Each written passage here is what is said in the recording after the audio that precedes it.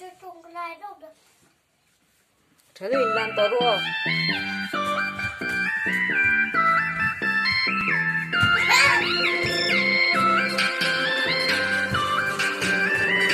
Đấy cái cây là bằng khăn lam để rồi.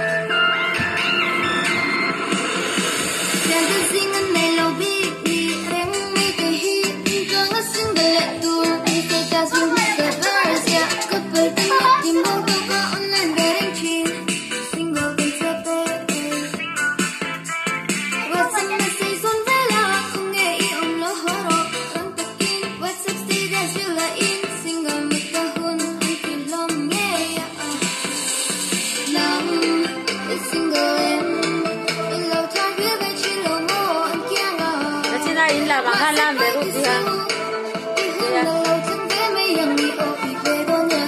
Đây chăm với cái gì?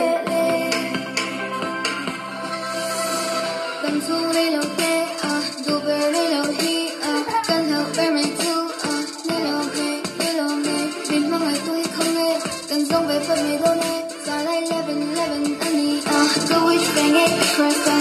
Nó sẽ ra nát cái tông bờ. Có lời mới qua mới là